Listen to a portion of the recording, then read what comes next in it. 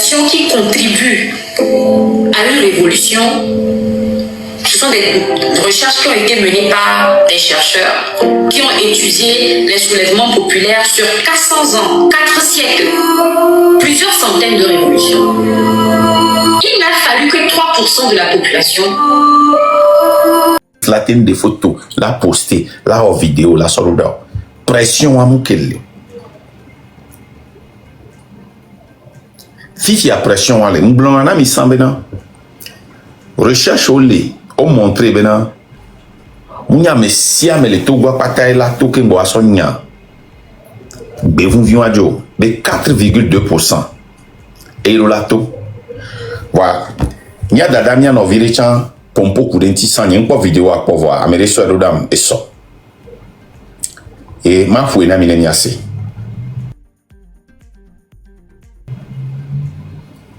Missé. Le pourcentage de population qui contribue à une révolution, ce sont des recherches qui ont été menées par des chercheurs qui ont étudié les soulèvements populaires sur 400 ans, 4 siècles, plusieurs centaines de révolutions. Il n'a fallu que 3% de la population pour faire tomber un régime ou pour changer un gouvernement. Voilà. Monsieur, que même il est 4,2%, à mon le non. Oh, 4,2%, on a besoin de tout le peuple togolais. Non. Pourquoi c'est très important que vous écoutiez ceci? Et je vous avais dit que depuis la naissance de la terre ou de la création de la terre, les soulèvements populaires, nombre qui est élevé, 4,2%, le nombre le plus élevé pour faire partie un dictateur. C'est 4,2%. Je dis ceci et c'est très important parce que si vous êtes 1000,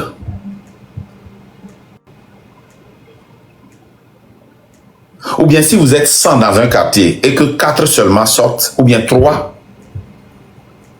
on a réussi. Ne vous découragez pas et ne retournez pas à la maison pour dire « Oh, fika me potiore, nyama bobo yo kele quartier, nyama me 3 avec toi. » Si vous êtes 100 et que 30 sort, ça fait, et si vous êtes 100 et 30 sort, ça fait 30%, c'est trop. Et on doit remercier Dieu pour ça. Si vous êtes 1000, si 30 sort, vous allez gagner. C'est des recherches qui ont été faites et moi je l'ai dit plusieurs fois, vous n'avez pas cru.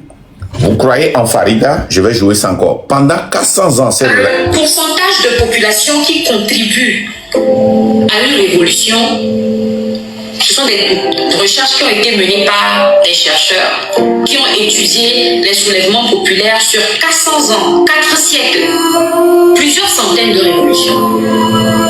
Il n'a fallu que 3% de la population pour faire tomber un régime ou pour changer un gouvernement.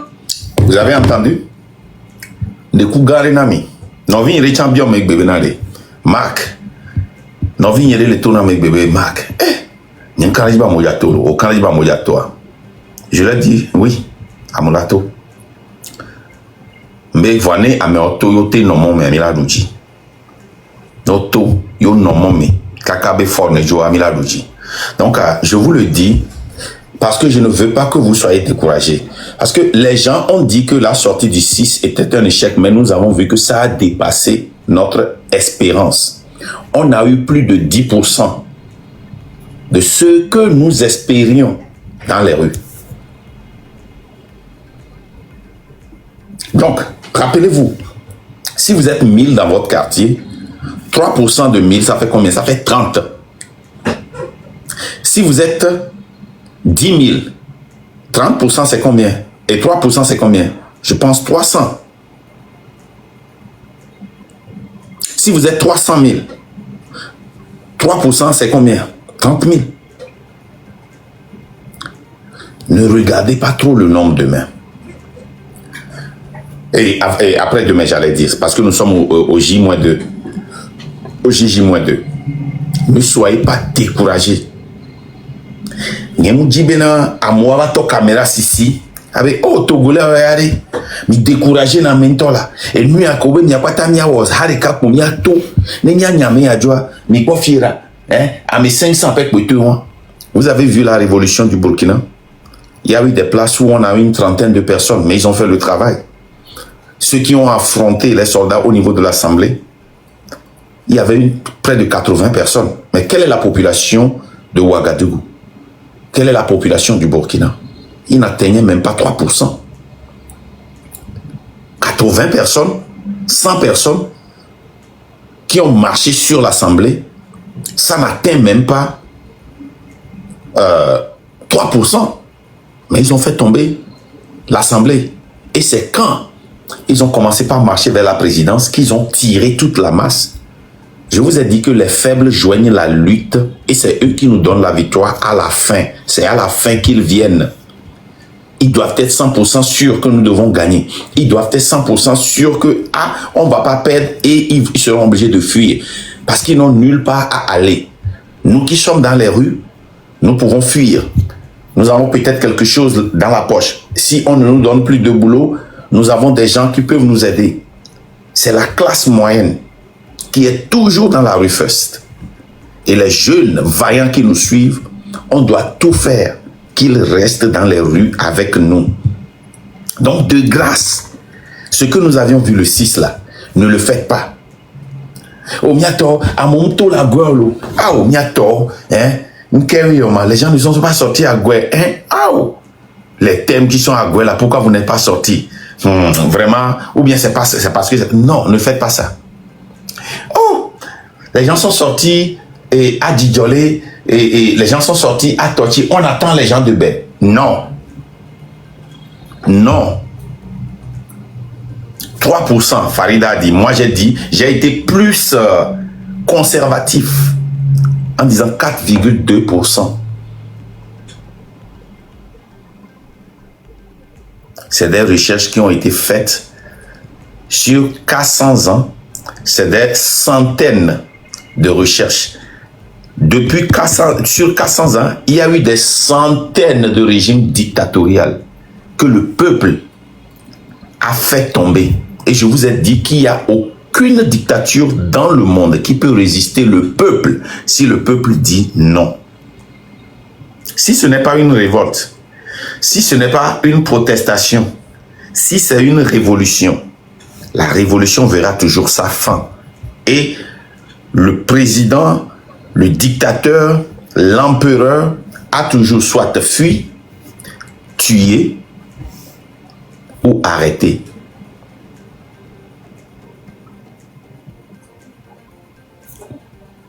Soit ils fuient, soit ils sont assassinés, soit ils sont arrêtés. Nous, certains d'entre nous, on a l'âge de se rappeler de certains régimes dictatoriaux qui ont tombé et on n'a jamais cru.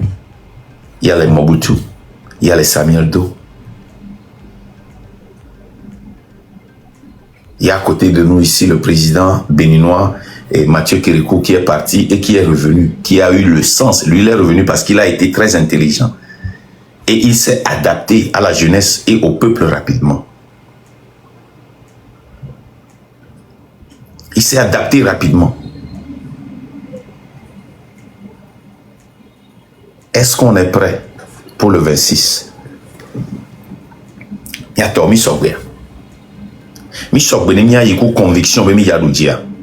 On ne peut pas aller, on ne peut pas affronter le diable, on ne peut pas affronter le lion avec un doute, une doute, pardon. Le lion va te dévorer. Est-ce qu'on est prêt? Il ne peut pas avoir de doute. Ne doute vite que les lions l'a dévoré. Ne lion les attaqué ou non noté c'est sérieux. Lion là pour devoir les freins. Et là pour devoir les freins. Et là trop étudié. Et les djibé a montré signe de faiblesse. Qu'est-ce va attaquer?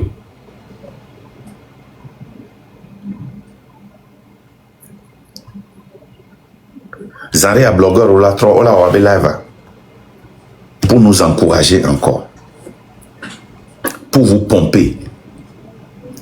Il ne doit pas avoir un signe de faiblesse. Signe de faiblesse, c'est que nous avons ni mito pas mitoé. Mais c'est que ni mito quoi, mitoé quoi. Sojo ja to, oja fomi, mi ma flincho. Oja da gaz. Zanrea, il y a envie de calavala trois pour vidéo on a mis à quoi. C'est très important. Ben mi à comprendre. Les kémi ya lutte loi. Le gouvernement n'a aucun avantage. M'a expliqué nami. Amélie expliqué où le kéma m'a pouillé à ton ami. Il n'y a pas de problème qui est bien défini. Le gouvernement togolais a. Il n'y a pas de problème. Et Missé Nyamsi, il n'y a que Nyamsi les mon ami de fier. Dans ma liste, c'est le Togo. Le Togo de Fort Gnassingbé est un pays qui a deux difficultés fondamentales. Okay.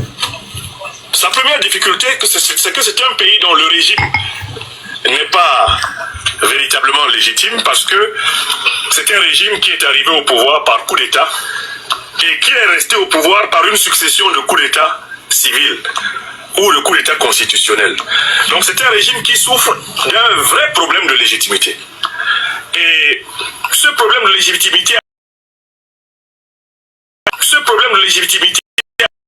de manière violente, donc, le régime issu de la dictature france-africaine du père Yadema se poursuit par son fils. Ce n'est pas une république démocratique, il s'agit d'une monarchie présidentielle. C'est ce que c'est le Togo. Quand vous êtes de bonne foi et quand vous connaissez l'histoire de ce pays, vous savez que ce pays n'est pas encore un état de droit. Un pays ne peut pas être une démocratie s'il n'est pas d'abord un état de droit. C'est pas possible. C'est-à-dire que c'est pas un pays dans lequel le citoyen est protégé de la brutalité du pouvoir exécutif par la loi. Non. Dans ce pays, c'est le pouvoir exécutif qui fait la loi. Et ça, c'est un problème fondamental de toutes les dictatures africaines. Dès lors que c'est le pouvoir exécutif qui fait la loi, le président en exercice dispose de la vie de tous ses citoyens, de tous ses concitoyens. Il dispose de leur liberté. Il dispose de tous les pouvoirs, des droits de vie ou de mort sur son peuple. Ça, c'est un problème que le Togo a. Écoutez, hein, la première faiblesse, c'est que nous sommes des cabris morts, en résumé. Quand nous disons cabris morts, voilà ce que nous disons. C'est ce que Frank Nyamsi vient de dire. Ça dit le gouvernement décide de qui doit vivre et de qui doit mourir, qui doit aller en prison et qui doit être libre, qui doit manger et qui doit avoir faim, qui doit avoir un traitement ou qui ne doit pas avoir un traitement. Donc, nous sommes déjà morts, vivants. Ce n'est qu'une question de temps que le gouvernement va décider qui doit vivre, qui doit aller en prison. Quand le gouvernement a décidé que c'était le temps d'Amron, ils ont envoyé 50 militaires gendarmes pour venir le chercher. Personne n'avait de force pour les arrêter. Quand ils avaient décidé que Raoul ou Akla aillent en prison, ils sont allés en prison. Quand ils ont décidé que Afexio, qui a dit « fais ta part », doit aller en prison et ne verra pas de juge, il est en prison, il ne regarde pas de juge. Au Molou, ils ont décidé, quand ils ont décidé que la fille qui avait 5 mois n'allait plus avoir de relation naturelle avec sa maman, n'allait plus allaiter de sa maman, ils ont enlevé sa maman et sa maman est en prison actuellement depuis plus de 4 ans. Les tigres de la révolution. On a arrêté des gens qui allaient au champ avec leurs roues et leurs machettes, leur coupe-coupe. Ils ont dit que c'est des armes. C'est eux qui décident. Vous comprenez, non? Ils décident qui doit vivre et qui ne doit pas vivre. Ça, son système sécuritaire est en partie dépendant de forces néocolonialistes et impérialistes occidentales. Par exemple, les experts militaires et sécurocrates d'Israël continuent à jouer un rôle important dans l'appareil de sécurité du Togo. Or, Israël et ses experts militaires, mais ce sont les gens de l'OTAN. Qu'est-ce que ça veut dire? il nous a dit les faiblesses de ce gouvernement. Le gouvernement, fort et sorcinam Yassine, ne dépend pas de l'armée togolaise pour survivre. L'intelligence qu'ils reçoivent, ils reçoivent ça de l'OTAN, de l'Israël, de la France, des États-Unis. Et ces pays, quand le peuple se lève, ils savent se retirer.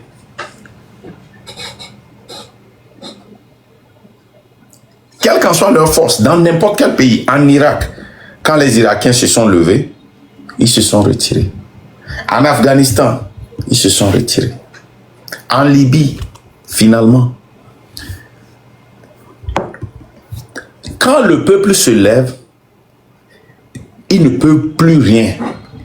Parce qu'il prédit le futur. Qui va venir? Est-ce qu'on veut couper la relation totalement et laisser la place à la Russie, à la Chine, à la Corée du Nord? Ou bien on veut réparer cette situation et sortir doucement? Voilà les faiblesses de ce pouvoir. Et nous devons en profiter. Maintenant que c'est tellement médiatisé, ils ne peuvent plus massacrer comme ils l'avaient fait en 2011, en 2005, en 2016, 17, 18. Ils ne peuvent plus le faire. Je ne dis pas qu'il n'y aura pas de morts. Même s'il y a de morts, il y aura moins de morts qu'il y a eu dans toute l'année au Togo.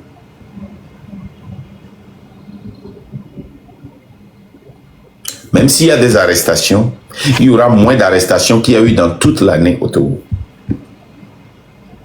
Si nous sortons pour affronter ce lion, on ne peut pas montrer des signes de faiblesse.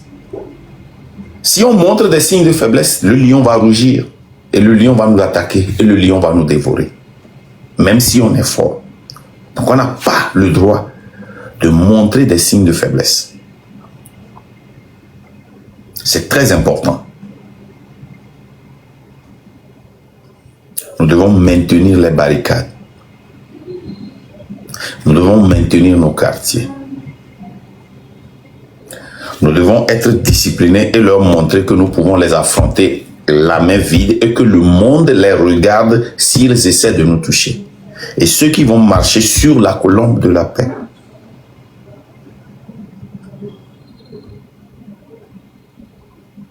Vous devez tenir dur. Parce que je ne veux rien dire qui ne va pas aller dans le sens de la lutte. Mais je vous dis, vous qui allez marcher sur la colombe de la paix, vous êtes au front et vous n'avez pas le droit ou le devoir de montrer cette faiblesse. Maintenant, je vais venir sur les milices. Pour les milices, ça c'est une autre histoire. Quand on parle de milices, ce sont des civils comme vous. Et notre code pénal nous permet de nous défendre contre un autre civil qui a le même droit que nous, qui est protégé par la même constitution, le même droit constitutionnel, le même droit pénal. Donc si un civil vous attaque, vous pouvez répondre avec une force qui est proportionnelle à la force que la personne a utilisée pour vous attaquer. Je donne un exemple. Quelqu'un ne peut pas vous gifler et vous allez prendre un fusil et le tirer sur lui. Cette force n'est pas proportionnelle. Quelqu'un ne peut pas vous donner un coup et vous allez utiliser le couteau. Mais si moi, Marc, je commence par donner des coups de poing à un enfant de 5 ans, ça veut dire que je suis en train d'assassiner l'enfant. Alors, vous avez compris ce que je veux dire. Soyez très intelligents. Ne tombez pas dans des pièges. Ces gens-là vont planter des pièges. Et la dernière chose dont je veux parler, et laisser la parole à la légende, c'est l'Internet. Préparez-vous à de fausses informations sur l'Internet.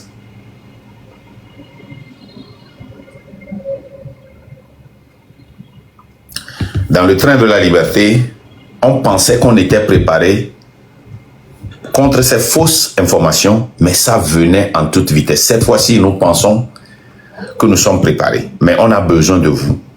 Ne sautez pas sur n'importe quelle information sur TikTok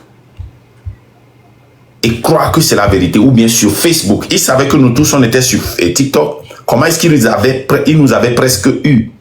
Ils ont utilisé Facebook et on était étonnés de voir qu'il y avait encore beaucoup de gens sur Facebook. Donc, soyez vigilants sur Instagram, Facebook, TikTok, Snapchat, X. S'il vous plaît, ne commencez pas par relayer toutes les informations. Si vous entendez que Fort est parti, vérifiez d'abord avec vos leaders avant de commencer par relayer. Si Fort est parti, les gens vous disent qu'il est là. Vérifiez d'abord avant de commencer par relayer. Si on vous dit qu'on a arrêté telle personne, vérifiez d'abord avant de commencer par relayer.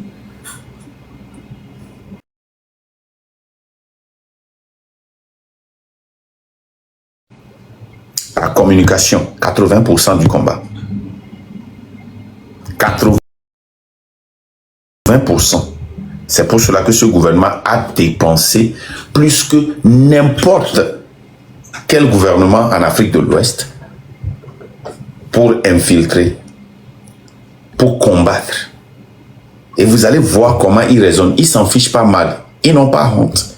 Ils ont des groupes WhatsApp avec des Burkinabés, avec des Béninois, avec des Ghanéens. Ils s'en fichent pas mal. Tout juste pour semer des mensonges. La vérité finit toujours par triompher. Et prenez votre temps. Mesurez toujours ce que vous avez appris avant de sortir, avant de relayer. Ne soyez pas excités. Parce que quand vous êtes excité, la chance de faire des erreurs est plus élevée. Donc, je vais m'arrêter ici. La légende, je ne sais pas si tu as quelque chose à ajouter. Nous allons envoyer Egadede pour passer. Je n'ai rien d'autre à rajouter pour l'instant. D'accord. Je vais monter Egadede. Egadede, fais ta demande. Et le truc du Burkina d'abord, avant la vidéo de Thomas Sankara, s'il te plaît.